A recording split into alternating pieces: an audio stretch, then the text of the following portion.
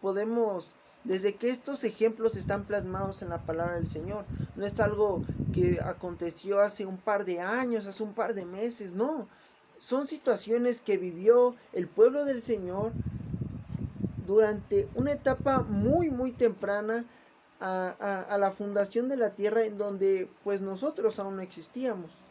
Y a pesar de eso, amados hermanos, existe una relación con esa generación de hace siglos a la que está viviendo actualmente.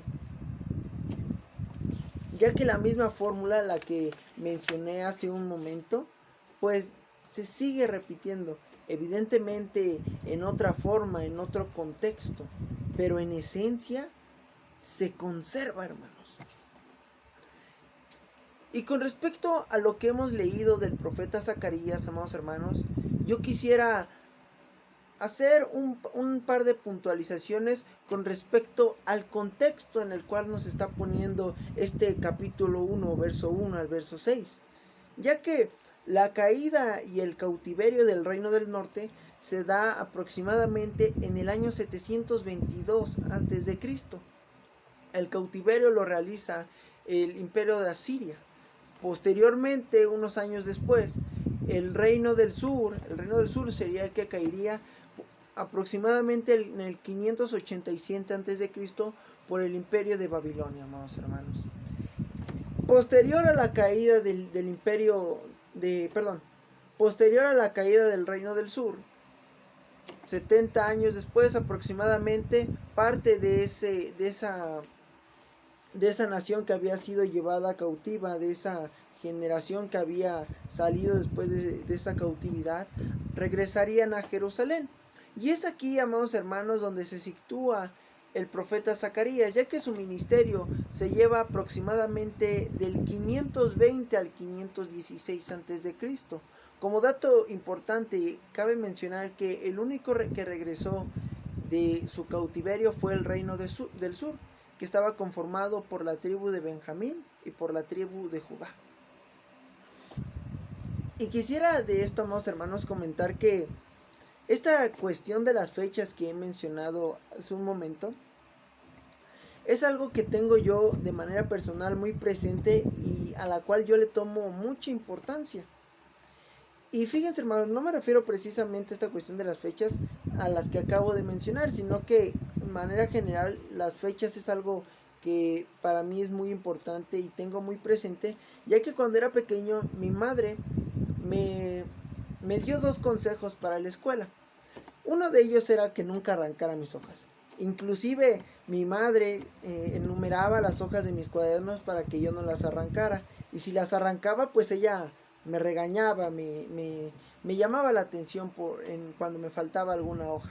Eso como esa primera enseñanza. Y la segunda enseñanza, amados hermanos, sería la más significativa y a la cual le tomaría más importancia a mi vida. Y esa es la de ponerle fechas a todas mis actividades dentro de la escuela como en sus tareas. Y ya que este consejo que me dio mi madre sobre ponerle la fecha a mis actividades sería algo que me sería de mucha utilidad para mi vida cotidiana, porque pues no solamente me permite tener un mejor orden en cuanto a mis cosas, sino que me permite tener una referencia en cuanto a lo hecho en ese día. También me permite tener un antecedente del trabajo que he realizado durante esa fecha en particular. Y fíjense, amados hermanos, algo muy curioso, de las muchas curiosidades que tiene la bendita palabra del Señor, es que plasma a través de sus páginas este tipo de detalles que quizás algunos pasan de largo cuando hacen su tiempo devocional de lectura de la palabra de Dios. Pasan muchas personas en su lectura de largo esta cuestión de las fechas, y a veces hay quienes no le toman importancia, tanto dentro de la escritura como dentro de otras áreas. La fecha es para algunos lo menos importante o lo último en lo que se fijan. Y fíjense, amados hermanos, saco esto a relucir, saco esto a mencionar, ya que Dios ha estado presente no solo en la vida de los israelitas, sino que también con sus hijos, que ahora somos llamados cristianos. E inclusive, amados hermanos, no solamente con los israelitas o con los cristianos, sino también aún con aquellos inconversos, amados hermanos.